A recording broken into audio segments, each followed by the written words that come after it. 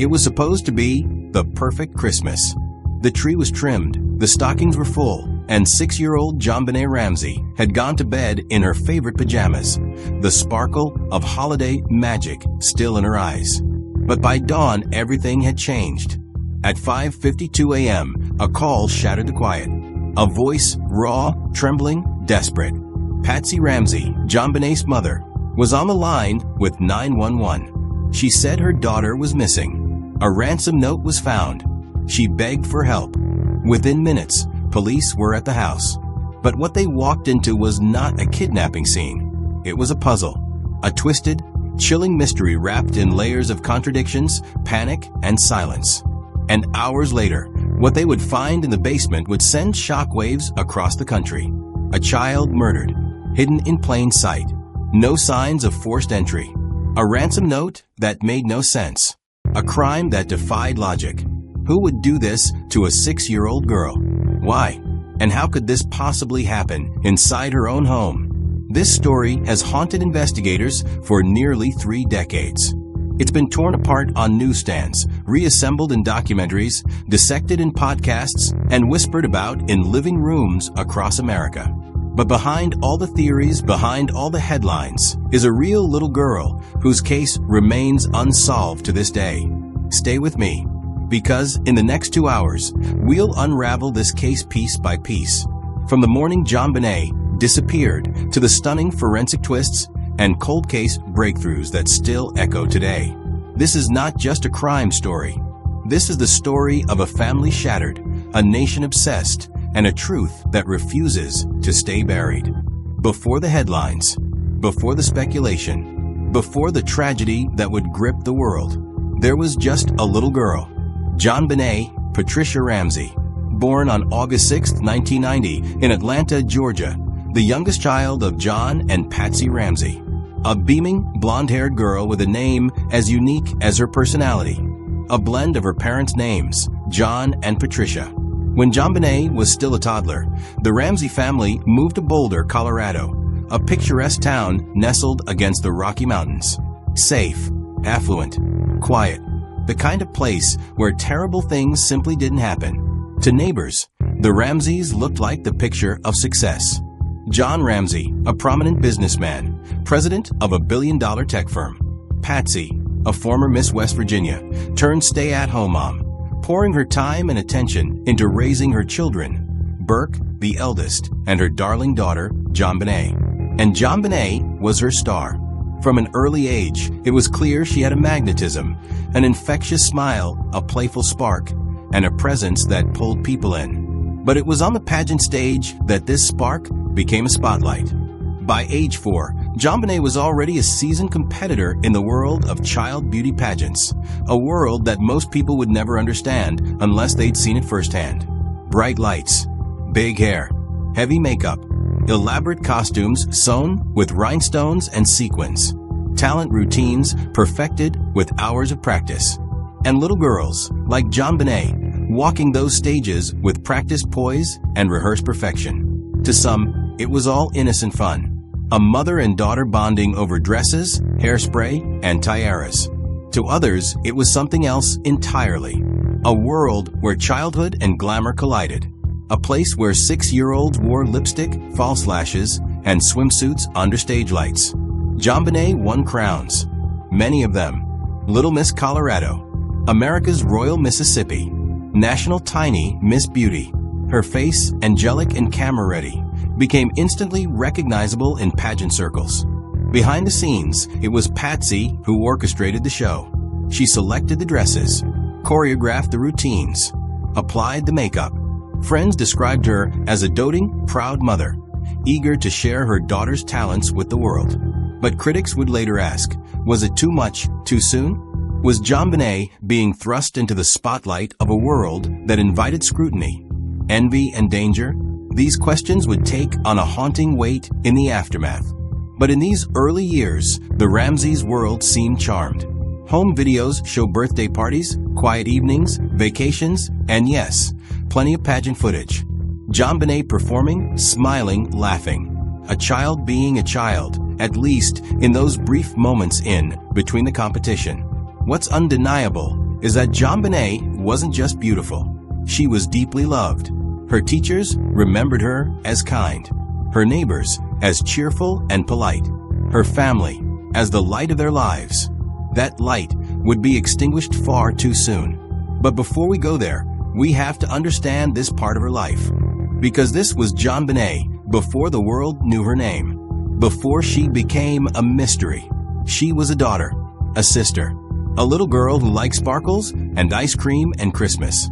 And for just a little while longer, we'll hold on to that image of her, on stage, beaming under the lights, crown atop her golden curls, unaware of the darkness waiting in the wings. For the Ramsey family, the day had been festive and full, the kind of holiday that looked picture-perfect on the outside. Gifts had been exchanged. Laughter had filled the home. Photos were taken beside the Christmas tree. JonBenét in a red velvet dress, smiling with all the carefree joy only a child can truly know. They started the day at home, unwrapping presents in the morning, before heading to a friend's house in the evening for a Christmas party. It was hosted by Fleet and Priscilla White, close friends of the Ramseys. Several families were there. Adults mingled over drinks and desserts. Children played with their new toys and ran through the halls. Witnesses from that night recalled JonBenét being her usual self, friendly, energetic, maybe a bit tired from all the excitement. She played with the other kids, snacked on pineapple and milk, and even sang one last time, humming to herself under her breath. Nothing seemed out of the ordinary. At around 8:30 p.m., the Ramseys left the party. It was a short drive back to their house on 15th Street. Christmas lights glowed along the rooftops as they pulled into the driveway. It was quiet in the neighborhood. Most families tucked in for the night, full of food and holiday cheer. According to Patsy, JonBenét had fallen asleep in the car. John carried her inside up the stairs and gently tucked her into bed in her room, still wearing the white turtleneck and leggings she had on from the party.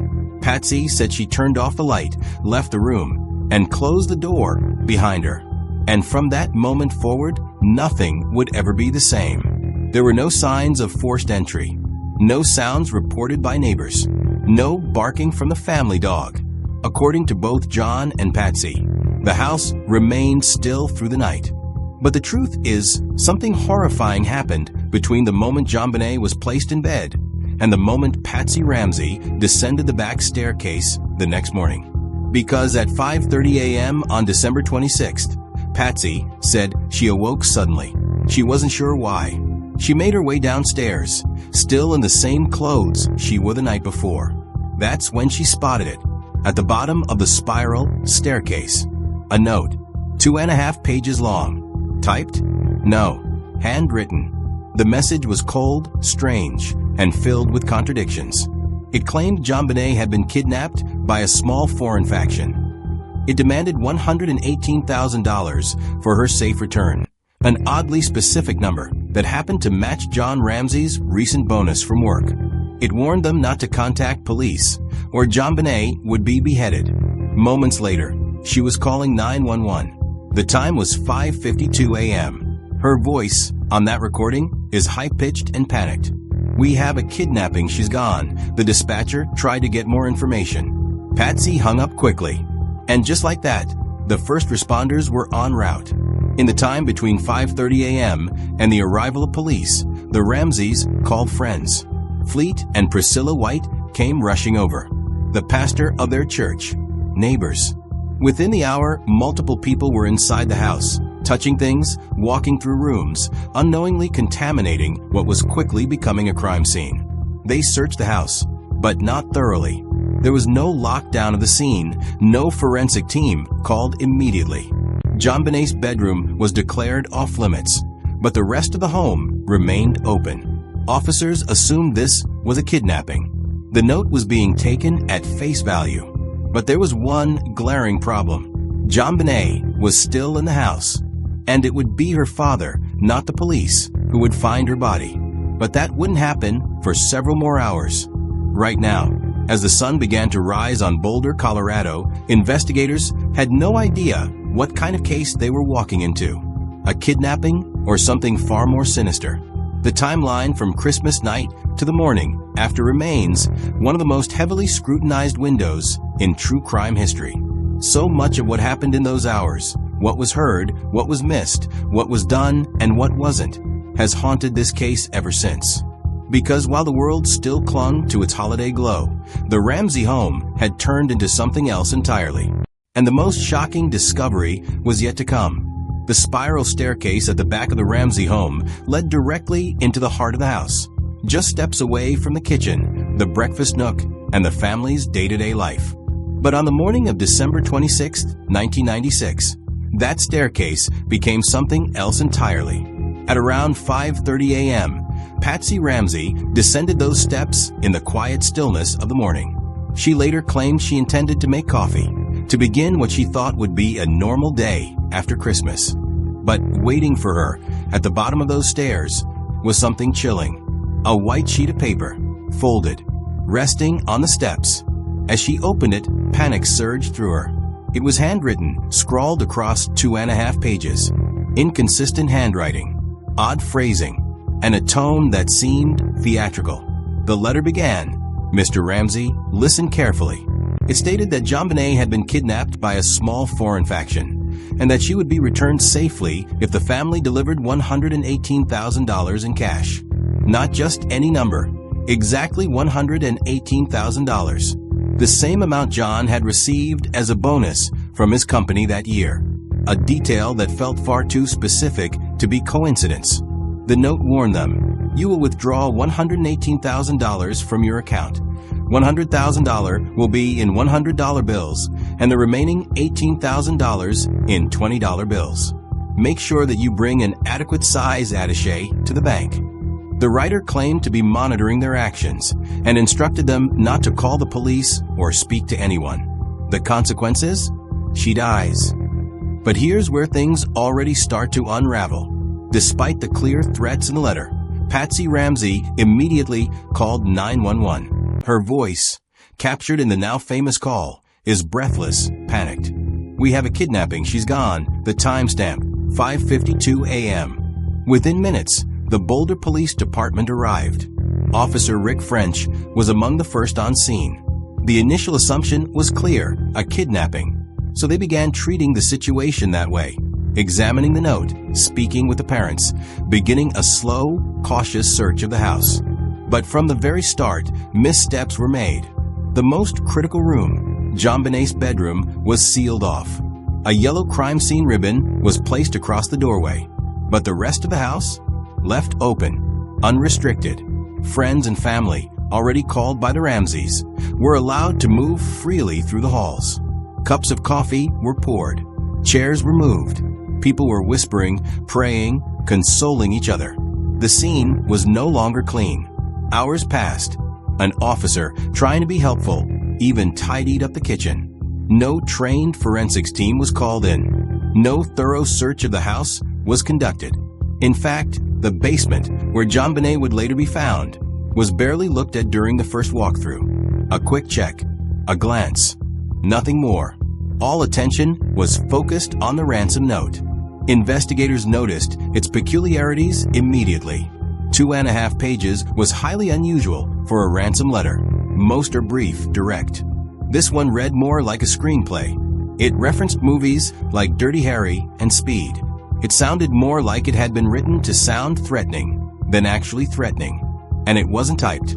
It was handwritten, on paper from inside the Ramsey home, with a pen from their own notepad. Experts would later determine the note had likely been written after the killer was already inside, possibly after the murder itself. And yet the note referred to JonBenét as still alive. Police began forming two theories almost immediately. Either this was a real kidnapping, staged with a ransom demand, but that didn't explain the untouched doors, the silent alarm system, or the absence of any signs of forced entry. Or this was something else entirely, a cover-up. At 10 a.m., the FBI was on its way. By then, over 5 hours had passed since the first call. Still, no one had found JonBenét. Her whereabouts, according to the note, were unknown. But she wasn't missing. She was in the house. She had been all along. And within the hour, that would become horrifyingly clear. The first critical hours in any investigation are the most important. But in the case of JonBenét Ramsey, those hours were lost in chaos, confusion, and contamination. By the time the day reached mid-morning, one thing was already certain. This crime scene was compromised, and the truth was getting harder to find with every passing minute. The morning of December 26th had already spiraled into chaos. 5 hours had passed since Patsy Ramsey discovered the ransom note. 5 hours since she'd called 911, claiming JonBenét had been kidnapped. By mid-morning, friends and family filled the house, moving freely through rooms. Police remained on site, but the search was passive, not methodical. And still, no one had found JonBenét. At approximately 10:30 a.m., Detective Linda Arndt, one of the few officers still on scene, suggested something startling. With the FBI en route and nothing else to do, she asked John Ramsey and his friend Fleet White to search the home again. But this wasn't a guided, strategic effort. It was informal, unsupervised. So John, with Fleet following closely behind, began in the basement. He walked down the wooden steps into the dimly lit lower level, moving past the paint cans and storage boxes. And then he opened a door that had previously been overlooked. Inside, he found her, JonBenét. She was lying on her back on the cold basement floor. A white blanket partially covered her body. Her arms were raised above her head, her wrists bound, duct tape placed over her mouth. Around her neck, a garrote. It had been fashioned from white nylon cord and the broken handle of a paintbrush, taken from Patsy Ramsey's own art supplies.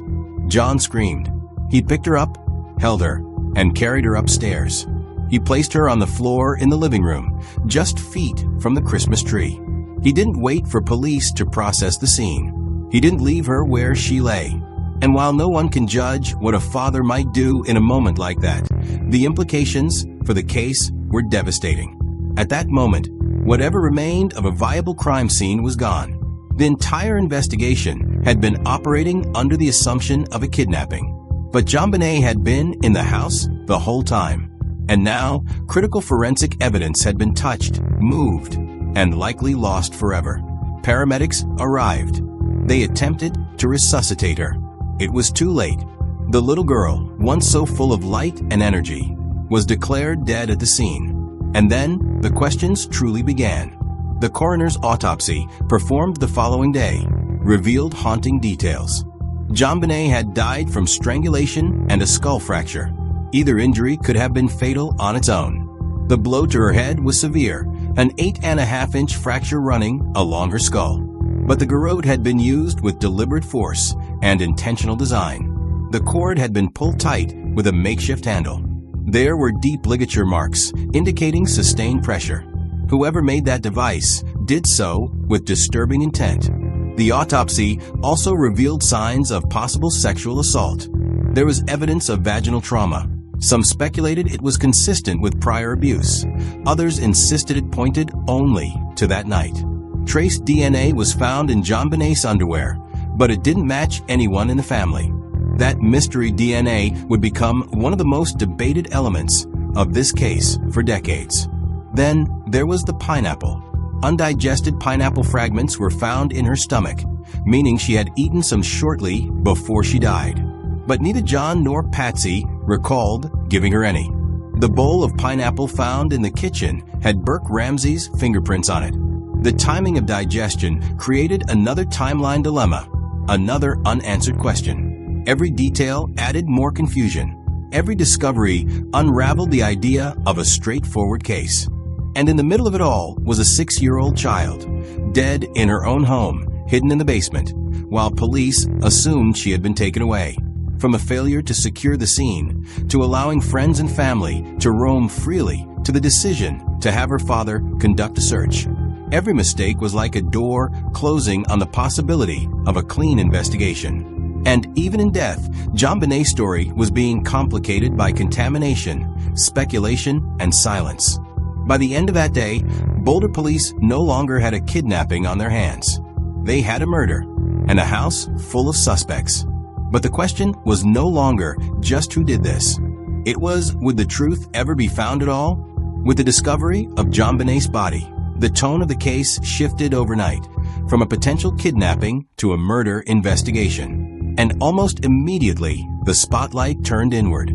The Boulder Police Department, already under immense pressure, found themselves staring down a crime scene riddled with contamination, a family in the center of it all, and a ransom note that felt off. At first, law enforcement kept their suspicions quiet. But behind closed doors, it became clear they were focusing on one possibility. Someone inside that house had killed JonBenét. The public didn't need long to follow. Within days, the Ramseys were no longer seen as grieving parents. They were cast as suspects in the court of public opinion. And the media frenzy that followed was unlike anything Boulder had ever experienced. Reporters camped outside the Ramsey home day and night. Satellite vans lined the street. Rumors exploded across headlines. Patsy snapped. Burke knows more than he's saying. The note was staged. News outlets dissected every expression, every sentence spoken in interviews. People began to choose sides. Was it a mother's panic or a murderer's performance? The district attorney's office, too, began to quietly shift focus. The Ramseys were no longer just witnesses. They were now being treated as key figures in the investigation. The media made no secret of it. On talk shows, in tabloids, on television specials, the family was scrutinized relentlessly. Part of the suspicion stemmed from that infamous ransom note.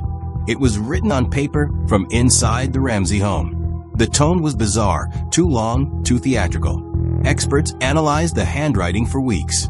When matched against samples from John, Patsy, and others, one name kept resurfacing: Patsy Ramsey.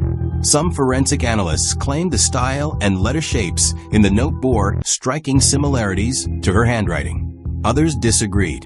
It was never conclusive, but the seed of doubt had been planted.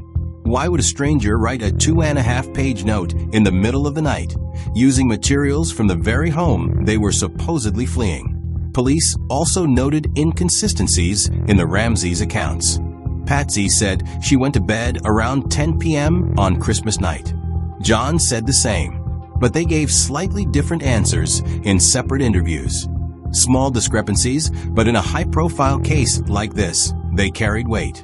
Then there was the behavior after the body was discovered. Critics asked, why didn't John check the basement sooner? Why did he move the body? Why did the Ramseys refuse to sit for police interviews for months? Why did they hire high-profile defense attorneys almost immediately? To investigators, it looked like a family closing ranks. But not everyone agreed. In March of 1997, a new voice entered the case. A seasoned homicide detective named Lou Smith. Smith was brought in by the district attorney's office, someone with decades of experience solving complex murders. But within weeks, he came to a stunning conclusion. This was not a case of parental rage. This was not a botched cover-up. This, he believed, was the work of an intruder. Smith pointed to several overlooked details. A broken window in the basement, long dismissed, but potentially critical. Marks on JonBenét's body that resembled a stun gun. DNA evidence in her underwear that didn't match anyone in the house. A boot print in the basement that didn't belong to John, Patsy, or Burke. And then there was the paintbrush used in the garrote. It had been broken from Patsy's art supplies, but a third of it was missing. Never found. Perhaps taken by the killer. As a trophy, Smith argued passionately that this was not the work of someone inside the home. He believed the killer had entered quietly, stayed inside unnoticed, and murdered JonBenét in the dead of night. To this day, many people credit Lou Smith with opening up the conversation, reminding the public that real evidence, not just speculation, needed to drive the investigation forward. But not everyone agreed with his intruder theory, and the divide only deepened. By 1999, the case had fractured Boulder itself. The police remained firm in their belief that someone in the Ramsey home was responsible. The district attorney's office was less convinced, and the media continued to pour fuel on the fire. Every development, every whisper, spun into breaking news. Meanwhile, the real truth? Still buried beneath a mountain of mistakes. A ransom note no one could explain. A house with no sign of forced entry. DNA that didn't belong, and a little girl gone far too soon. As the investigation grew more tangled, one question remained louder than all the rest. Was this the perfect crime? Or had the perfect storm of confusion, ego, and error destroyed the only chance at justice JonBenét Ramsey ever had? For years, the whispers never stopped. People debated in living rooms, on television panels, in late-night forums, across the internet. Did the Ramseys kill their daughter? Or were they unfairly vilified by a media storm looking for a monster? But in the early 2000s, science began to speak, and what it said changed everything. In 2003, forensic experts conducted a new round of DNA testing on the evidence collected from the crime scene. By then, technology had advanced. What had once been invisible, trace skin cells, microscopic materials, could now be extracted and analyzed. And what the tests revealed was stunning. In JonBenét's underwear, investigators found DNA. Not just fibers, not just contamination. DNA belonging to an unknown male. Crucially, it didn't match John Ramsey. It didn't match Patsy. It didn't match Burke. And it didn't match anyone from the investigative team or known visitors to the house. It was the first true scientific crack in the theory that this was an inside job. Then, in 2008, another major development. Colorado's new district attorney, Mary Lacey, announced publicly that further testing, this time using even more sensitive mitochondrial DNA analysis, had confirmed the presence of the same unidentified male profile on JonBenét's leggings. This meant the same mysterious genetic fingerprint was found in two separate areas of her clothing. In her statement, Lacey cleared the Ramsey family of involvement. Officially, she wrote, "The Boulder District Attorney's Office does not consider any member of the Ramsey family a suspect in this case." For the first time since 1996, the Ramseys were no longer under the weight of public suspicion from the justice system. But still questions remained. If this DNA didn't belong to the family or anyone known to law enforcement, who did it belong to? And how had it gotten there? That's where the debate reignited. Some forensic scientists, including former FBI profilers, suggested the DNA might have been transferred during the clothing's manufacturing process. It was possible, they argued, for skin cells or hair to end up on a garment during packaging, shipping, or store handling. Others dismissed this. They pointed to the nature of the DNA's placement and the fact that it showed up in multiple intimate locations as unlikely to be accidental. They argued that this was more consistent with direct contact. In 2016, on the 20th anniversary of JonBenét's death, investigators reanalyzed the DNA with cutting-edge techniques. This time, they found not just one profile, but several unknown DNA markers. More than one unknown person's genetic material appeared on JonBenét's clothing. This muddied the waters further. Was this the result of a contaminated crime scene? Mishandled evidence? Or were there multiple people involved in what happened that night? Critics of the intruder theory pointed out the obvious. If this evidence was so conclusive, why had it never led to a match in the National DNA Database? Why hadn't a suspect been arrested? Supporters, like Lou Smith and others, argued that didn't mean the evidence was invalid. It simply meant the real perpetrator hadn't yet been caught, or had never submitted DNA into a system. What was certain is this: every time science brought the case closer to truth, it also cast a deeper shadow over just how far investigators had gotten things wrong from the beginning. For the Ramseys, the DNA evidence was a vindication. But for JonBenét, justice still hadn't come. Because even as the family was cleared, the unknown male remained just that, unknown. Somewhere out there, perhaps still walking free, was a person whose DNA had been found on the body of a 6-year-old girl. And decades later, that person had never been named. So while public suspicion began to shift, the ache of unanswered questions remained. Because if it wasn't the Ramseys, if it wasn't someone inside the home, then who had crept into that house on Christmas night? And why had they targeted a child? The science told one story, but the truth was still hiding in the shadows. It wasn't just a murder case. It was a media obsession. From the moment JonBenét Ramsey's story hit the news, it ignited something beyond reason, a global fixation. And for nearly 3 decades, that obsession has only grown. Why? Maybe it was the contrast. The image of a beautiful, smiling child in pageant gowns and tiaras, paired with the horror of a brutal, unsolved murder. Maybe it was the setting, a wealthy family, a quiet town, the seemingly perfect home. Or maybe it was because the story had everything: mystery, scandal, tragedy, and no clear answers. And the media seized it. In the late 1990s and early 2000s, JonBenét's name became a permanent fixture in tabloid headlines. Magazines dissected every frame of her pageant performances. Talk shows theorized endlessly about the family. True crime specials turned speculation into primetime television. But that was only the beginning. In the years that followed, the JonBenét Ramsey case became a kind of cultural mirror, reflecting how we consume tragedy, how we assign guilt, and how far we'll go to chase a story. Documentaries, books, dramatizations, they poured in. CBS aired the case of JonBenét Ramsey in 2016, reigniting a firestorm with controversial theories and staged reenactments. Netflix released its own analysis. Court TV ran retrospectives. The ID Network launched JonBenét, an American murder mystery. Each special promised insight, revelation, a breakthrough. But each time, viewers were left in the same place, without closure. And with every new series came another wave of public debate. Some viewers became convinced Patsy Ramsey had accidentally harmed her daughter during a moment of rage, and that the family had staged a scene. Others believed Burke, then just 9 years old, might have struck his sister during a fight, and that the parents covered it up. These theories, though never proven, became fuel for the internet. Reddit threads, YouTube videos, podcasts. Amateur sleuths traded evidence, debated timelines, argued over the shape of handwriting and the location of pineapple bowls. Then came the most bizarre twist of all.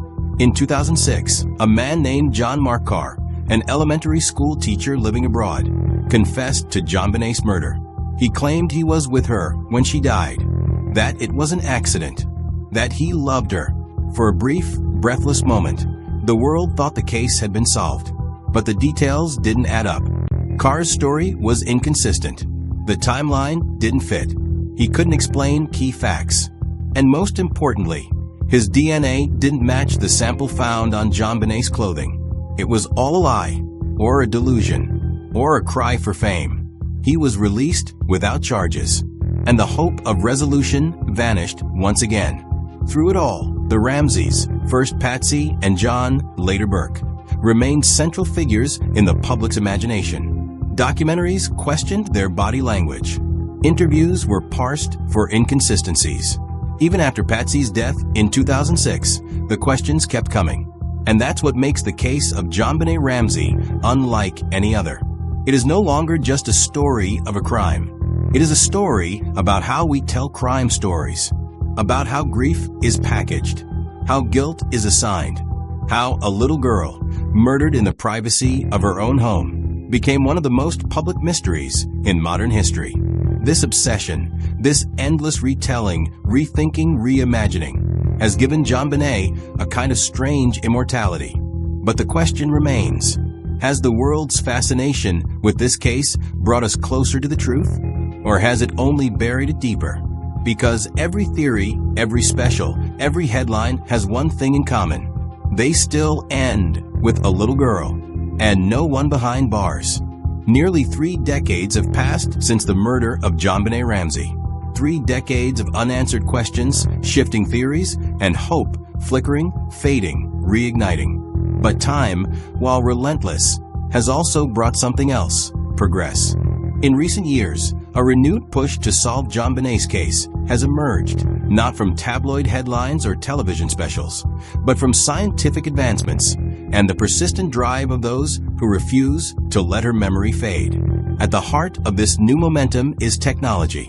In 2022, the Boulder Police Department, alongside multiple federal and state agencies, formed a cold case task force. It was a rare collaborative effort that united investigators, forensic scientists, and data analysts, each bringing new tools to an old crime. Among those tools, genetic genealogy. It's the same cutting-edge technique that helped identify the Golden State Killer after decades of mystery. An approach that builds family trees from anonymous DNA using public databases and ancestry tracing. For a case like JonBenét's, where an unknown male DNA profile exists, it could be the most promising lead yet. And in 2023 and 2024, momentum continued to build. According to law enforcement sources and investigative reports, new letters and tips surfaced. Messages from individuals claiming to know more, or from those still trying to insert themselves into the narrative. Some were easily dismissed. Others are still being investigated. Then came a public plea from the father who had lost everything. John Ramsey, now in his late 70s, stood before cameras once again. Older, worn down by decades of grief, but not defeated. "I want this case out of Boulder's hands," he said, eyes firm, voice unwavering. "They failed us in '96. They failed JonBenét. It's time to let the experts in. Use the DNA. Let science do what the police couldn't." His call was echoed by countless others, former detectives, journalists, forensic pathologists, people who had followed the case for years and believed the key to resolution might still exist in the tiniest pieces of evidence. And in 2025, for the first time in a long time, there is a sense of cautious optimism. Boulder Police Chief Maris Harold and later Chief Redfern have both addressed the public with transparency. "This case matters," they've said repeatedly. "We have not given up. New science is coming. We are hopeful." Behind closed doors, new forensic labs are reportedly reanalyzing the original evidence using technology that didn't exist even 5 years ago. Touch DNA analysis, familial search algorithms, advanced contamination filtering. And while they haven't yet announced a suspect, something feels different this time. Because this isn't just about justice anymore. It's about finally closing a wound that has remained open for far too long. JonBenét was 6 years old. She had blonde curls, a toothy smile, and a giggle that echoed through the Ramsey home. Her life was stolen, her memory exploited, her name turned into a headline. But beneath the public spectacle, beneath the media fog, remains a truth waiting to be uncovered. This time, maybe, just maybe, we're closer. Because her story deserves an ending. Not in speculation, not in whispers, but in truth. And the hope that someone somewhere still holds the missing piece has never burned brighter. It has been nearly 30 years since the death of JonBenét Ramsey. 30 years and still no arrests, no convictions, no one brought to justice for what happened to a 6-year-old girl in the basement of her own home on a cold December morning. Despite thousands of pages of reports, hours of footage, breakthroughs in science, and a world of attention, this case remains unsolved. And that silence has echoed. It has echoed through a family that never truly recovered, through a father who still fights for answers, through a brother, once just a child himself, forced to grow up under relentless scrutiny, through a mother who died in 2006 without ever hearing the words, "We know who did this." It has echoed across a country that watched in disbelief as this case unfolded, and then lingered year after year with no resolution. JonBenét's name became a symbol, not just of tragedy, but a failure, of how a case can be mishandled, of how media can distort truth, of how a little girl's story can be lost in the noise. And yet, through it all, one thing has never changed. She mattered. JonBenét mattered. Not as a headline, not as a theory, but as a child, a daughter, a sister, a bright, joyful, full of life little girl whose smile lit up rooms and whose voice will never be heard again. This case remains open. Investigators are still working.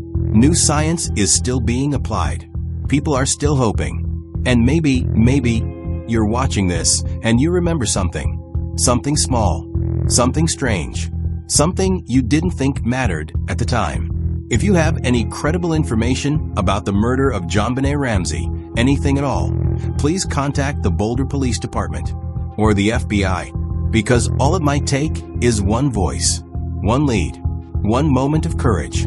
JonBenét's story deserves more than silence. She deserves answers. She deserves peace. And until that day comes, we remember her, not for the tragedy, but for the light she was, and the light she still is. Long pause. This is not just the end of a documentary. This is a call to keep caring. Justice doesn't age. Truth doesn't expire. And hope, no matter how long it takes, never dies. So we light a candle. We say her name. And we wait for the day the truth finally comes home. Thank you for watching this documentary. Please do subscribe, like and comment, and turn on the notification button to get our new inspiring and intriguing real true crime stories.